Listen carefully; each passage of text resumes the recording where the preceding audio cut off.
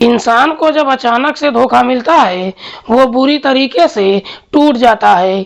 लेकिन जब उसे ये मालूम चलता है कि धोखा देने वाला कोई और नहीं, बल्कि उसका अपना ही है, वो सोचने पर मजबूर हो जाता है कि आखिरकार वो करे तो क्या करे। आज की कहानी में भी ऐसा ही कुछ होता है, जिसकी वजह से ना सिर्फ एक व्यक्ति इस दुनिया को छोड़कर चला जाता है, बल्कि जब इसकी असलियत लोगों को मालूम चलता है तो कहीं ना कहीं लोगों का इंसानियत से भरोसा ही खत्म हो जाता है। वाकई में दोस्तों, आज की जो कहानी है ये आपको भी सोचने और समझने पर मजबूर कर देने वाली है। नमस्कार, प्रणाम, मैं आपका भाई, आपका दोस्त अभय, और आप देख रहे हैं द कीप क्राइम। दोस्तों, आज की जो सच्ची कहानी मैं आपको सुनाने जा रहा हूँ, ये सच्ची कहानी है उत्तर प्रदेश के गाजियाबाद शहर की। दरअसल इसी गाजियाबाद के सेक्टर नंबर 71 के एक अपार्टमेंट में रहने वाला है समाजवादी पार्टी का नेता अनिल यादव। अनिल यादव जो समाजवादी पार्टी का ही नगर महासचिव भी है। अनिल की पत्नी का नाम है सरिता यादव। अनिल के 2 बच्चे भी हैं। वैसे तो अनिल नोएडा के बहलोलपुर का रहने वाला है। अनिल के पिता का नाम है छोटे लाल यादव। छोटे लाल के परिवार में उसकी पत्नी के अलावा 5 बच्चे हैं, जिसमें 3 बेटियां और 2 बेटे। बड़ा बेटा है अनिल और छोटा बेटा है सुनील यादव। अनिल जो अपनी पत्नी और बच्चों के साथ गाजियाबाद में रहता है और यहीं पर प्रॉपर्टी डीलिंग का काम करता है। लेकिन अनिल को राजनीति में काफी दिलचस्पी होती है, इसीलिए समाजवादी पार्टी का दामन थाम लेता है और फिर पार्टी से नगर महासचिव भी बन जाता है। अनिल जो अपने परिवार के साथ काफी खुशहाल तरीके से जीवन व्यतीत करता है। बात कर रहा हूं मैं 20 अप्रैल की शाम के लगभग 8 बजे के आसपास की। दरअसल अनिल की पत्नी सरिता के नंबर पर एक लड़की फोन करती है, जिसका नाम है हिना खान। हिना सरिता से कहती है कि तुम्हारे पति की डेड बॉडी मेरे फ्लैट में पड़ा हुआ है, जाकर उठा लो। इससे पहले कि सरिता हिना से कुछ और पूछताछ कर पाती, हिना फोन काट कर स्विच ऑफ कर देती है। इधर जब इस बात की जानकारी सरिता को मालूम चलता है, सरिता काफी परेशान हो जाती है। उसे समझ में नहीं आता है कि आखिरकार वो करे तो क्या करे। इसीलिए सरिता इस बात की जानकारी अपने देवर सुनील को देती है। इधर सुनील को जब मालूम चलता है, सुनील अपने एक दोस्त के साथ हिना के घर पर पहुंच जाता है तो देखता है कि दरवाजे पर बाहर से कुंडी लगा हुआ है। सुनील दरवाजा खोलकर जब घर के अंदर प्रवेश करता है तो अंदर का नजारा देखकर वो जोर जोर से चीखने लगता है। दरअसल घर के अंदर सुनील का भाई अनिल मृत अवस्था में पड़ा हुआ था। अनिल के हाथों की नस को किसी हथियार से काट दिया गया था। सुनील जैसे ही अपने भाई को मृत अवस्था में देखता है, जोर जोर से रोने लगता है। साथ ही साथ इस बात की जानकारी पुलिस को देता है। इधर पुलिस को जैसे ही सूचना मिलती है, पुलिस अपनी टीम के साथ घटनास्थल पर पहुंचती है और सबसे पहले अनिल की डेड बॉडी को अपने कब्जे में लेकर पोस्टमार्टम के लिए भेज देती है और फिर इस घटना के बारे में अनिल की पत्नी सरिता से पूछताछ करती है। तो सरिता पुलिस वालों को हिना का नाम बताती है। सरिता जैसे ही हिना का नाम लेती है, पुलिस सरिता से पूछताछ करती है कि ये हिना कौन है। इस पर सरिता पुलिस वालों को जवाब देती है कि साहब, हिना मेरे ही पति के साथ प्रॉपर्टी डीलिंग का काम करती है। सरिता जब हिना का नाम बताती है, उसके बाद पुलिस हिना को हर जगह पर ढूंढना शुरू कर देती है। दरअसल अब पुलिस और हिना के बीच में आंख मिचौली का खेल शुरू हो जाता है, क्योंकि हिना भी बेहद ही शातिर लड़की है। पुलिस अपनी तमाम कोशिश कर लेती है। धीरे धीरे 1 सप्ताह का समय गुजर जाता है। तभी पुलिस को मालूम चलता है कि हिना 29 अप्रैल को अदालत में सरेंडर कर चुकी है। हिना जब अदालत में सरेंडर करती है, पुलिस उसे रिमांड पर लेने के लिए अर्जी लगाती है और उसे रिमांड पर लेकर थाने आ जाती है और फिर हिना से अनिल की हत्या के बारे में पूछताछ करती है। इस पर हिना भी अपनी सच्चाई कबूल कर लेती है, लेकिन हिना जब इस हत्या की पूरी कहानी बताती है तो वाकई में कहीं ना कहीं लोगों का इंसानियत से भरोसा ही खत्म हो जाता है। हिना के अब्बू का नाम है साबिर खान, जो मुरादाबाद का रहने वाला है। साबिर के परिवार में उसकी पत्नी शकीला के अलावा 5 बच्चे हैं, जिसमें 3 बेटियां और 2 बेटे। सबसे छोटी बेटी है हिना। साबिर जो थोड़े बहुत पैसे कमाता है और काफी मुश्किल से अपनी 2 बेटियों की शादी भी कर देता है, लेकिन जैसे ही 2 बेटियों की शादी करता है उसके कुछ ही दिन के बाद साबिर की मौत हो जाती है, जिसकी वजह से शकीला की माली हालत काफी खराब हो जाती है और उसके घर की जिम्मेदारी शकीला के दोनों बेटों पर आ जाती है। लेकिन उसके दोनों बेटे भी गलत रास्तों का चुनाव कर लेते हैं, जिसकी वजह से पुलिस इन दोनों को जेल भेज देती है। उसके बाद शकीला काफी परेशान हो जाती है और आखिरकार एक दिन अपनी बेटी को लेकर दिल्ली के मौजपुर आ जाती है और यहीं पर किराए का कमरा लेकर अपनी बेटी के साथ रहने लगती है। हिना जो दिखने में जितनी खूबसूरत है उतनी ही तेज तर्रार भी है। हिना जब दिल्ली पहुंचती है और जब दिल्ली की चकाचौंध को देखती है, हिना की आंखें खुली रह जाती है। दरअसल हिना जो भले ही गरीब परिवार से है, लेकिन उसके सपने काफी बड़े होते हैं। हिना अपने सपनों को पूरा करने के लिए मेहनत करना शुरू कर देती है। जब कुछ महीने का समय गुजरता है, एक दिन हिना की मुलाकात शफीक से होती है और फिर शफीक और हिना के बीच में प्रेम प्रसंग शुरू हो जाता है। इधर शफीक भी हिना जैसी खूबसूरत प्रेमिका पाकर बेहद ही खुश होता है और उस पर काफी पैसे भी लुटाता है, लेकिन हिना को मालूम था कि शफीक उसका टारगेट नहीं है। जब कुछ महीने का समय गुजरता है, एक दिन शफीक को मालूम चलता है कि हिना का दरियागंज के रहने वाले राकेश के साथ भी प्रेम प्रसंग चल रहा है। शफीक को जब हिना की सच्चाई मालूम चलता है, उसे काफी गहरी चोट लगती है और इस सदमे को वो बर्दाश्त नहीं कर पाता है और आखिरकार अपने आप को खत्म कर लेता है। शफीक तो इस दुनिया को छोड़कर चला जाता है, लेकिन इससे हिना के जीवन में कोई फर्क नहीं आता है। हिना मौज में अपना जीवन व्यतीत करती है, लेकिन जब हिना को मालूम चलता है कि दरियागंज वाले लड़के के पास भी ज्यादा दौलत नहीं है, हिना उसे भी छोड़ देती है। लेकिन हिना जब इस तरह के रास्तों पर चलना शुरू करती है, जब इस बात की जानकारी उसकी माँ शकीला को मालूम चलता है, शकीला इस प्रकार से गुस्से में आ जाती है कि आनन फानन में अपनी बेटी की शादी अपने इलाके के रहने वाले जाहिद से कर देती है। हिना शादी कर अपनी ससुराल तो जाती है, 1 साल के बाद एक बच्ची को जन्म भी देती है, लेकिन हिना का अपने पति के साथ भी बन नहीं पाता है और आखिरकार अपने पति से तलाक लेकर अपनी माँ के पास आ जाती है। हिना जब अपनी माँ के पास पहुंचती है, तब तक उसकी बहन इशरत भी अपने पति को छोड़कर अपनी माँ के पास आ चुकी थी। इधर हिना को जब मालूम चलता है कि उसकी बहन भी अपने पति को तलाक दे चुकी है, उसके बाद हिना अपनी बहन के साथ मिलकर काम धंधे की शुरुआत करती है। दरअसल हिना अपनी बहन इशरत को लेकर गाजियाबाद आ जाती है और यहीं पर दोनों प्रॉपर्टी डीलिंग का काम शुरू करते हैं, जिसमें ठीक ठाक पैसा भी कमाते हैं। लेकिन एक दिन हिना को नकली नोटों के कारोबारी मैनुद्दीन के बारे में मालूम चलता है। उसके बाद हिना अपनी बहन के साथ इस धंधे में उतर जाती है। साथ ही साथ अपने धंधे में दो लोगों को भी शामिल करती है, जिसमें से एक है जुनैद और दूसरा है रफीक। रफीक और जुनैद जो बिहार प्रदेश के गोपालगंज के रहने वाले हैं। जब ये पांचों नकली नोटों का धंधा शुरू करते हैं, हिना कम ही समय में अच्छा खासा पैसा भी कमा लेती है।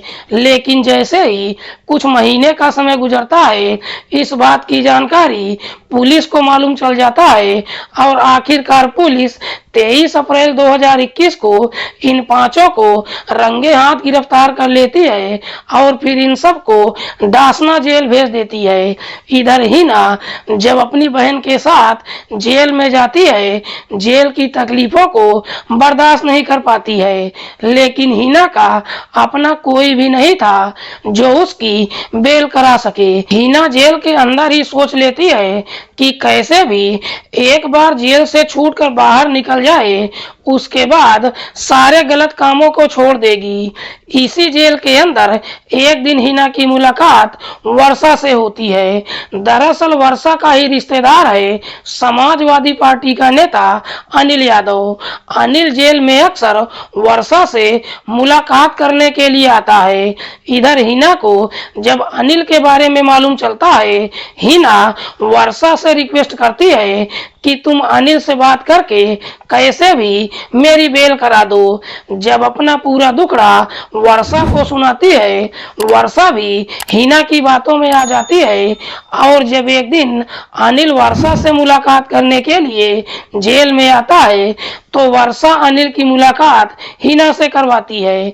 हिना अनिल के सामने रोते हुए कहती है कि कैसे भी मेरी बेल करवा दो। अनिल जो बेहद ही सीधा साधा इंसान है, हिना की बात ही नहीं मानता है, बल्कि जाकर हिना की माँ शकीला से मुलाकात करता है। शकीला अनिल से कहती है कि मेरे पास बेल के लिए गारंटर तो है, लेकिन ना तो मेरे पास पैसा है और ना ही वकील है। अनिल हिना की बेल कराने के लिए वकील ही नहीं करता है, बल्कि शकीला को पैसे भी देता है और काफी कम समय में हिना की बेल भी करा देता है। हिना अपनी बहन के साथ जेल से छूटकर घर तो आती है, लेकिन एक दिन हिना जब अपनी बहन के साथ मार्केट में एक ज्वेलरी शॉप पर जाती है, हिना की नीयत फिर से खराब हो जाती है। दरअसल हिना उस ज्वेलरी शॉप में कुछ जेवर चुरा लेती है, लेकिन बदकिस्मती से वहीं पकड़ी जाती है और उसे कम समय में ही दोबारा जेल जाना पड़ जाता है। लेकिन हिना जब दूसरी बार जेल जाती है, इस बात की जानकारी अनिल को मालूम नहीं चलता है और ना ही हिना को कोई छुड़ाने वाला होता है। हिना जेल के अंदर बुरी तरीके से फंस जाती है। तभी हिना को जेल के अंदर हिस्ट्री सीटर नाजिम के बारे में मालूम चलता है। नाजिम जो जौनपुर जिले के नजीबाबाद का रहने वाला है। हिना को जैसे ही नाजिम के बारे में मालूम चलता है, जाकर नाजिम से मुलाकात करती है और अपना दुखड़ा सुनाते हुए कहती है कि कैसे भी मेरी बेल करा दो। इधर नाजिम जब अपने सामने हिना को देखता है, तो उसकी खूबसूरती देखकर उसकी तरफ देखता ही रह जाता है। दरअसल नाजिम हिना की बेल कराने के लिए तैयार तो हो जाता है, लेकिन उसके सामने एक शर्त रख देता है कि जब मैं जेल से छूटकर बाहर आऊंगा, तो तुमको मेरे साथ निकाह करना होगा। दरअसल हिना जो किसी भी कीमत पर जेल से बाहर आना चाहती थी, नाजिम से निकाह करने के लिए तैयार हो जाती है। उसके बाद नाजिम हिना की बेल करा देता है। हिना जब दूसरी बार बेल पर छूटकर अपने घर पहुंचती है, उसकी माँ अपनी बच्ची से इस प्रकार से गुस्से में आ जाती है कि माँ और बेटी के बीच में झगड़ा तकरार शुरू हो जाता है। जब दोनों के बीच में झगड़ा तकरार शुरू होता है, हिना अपनी माँ से इस प्रकार से गुस्से में आ जाती है कि अपना घर छोड़कर सीधा अनिल के घर पर पहुंच जाती है और जाकर अनिल से कहती है कि मैंने अपना घर छोड़ दिया है और मुझे कुछ दिनों तक तुम्हारे घर पर ठहरना है, क्या रुकने के लिए जगह दे सकते हो?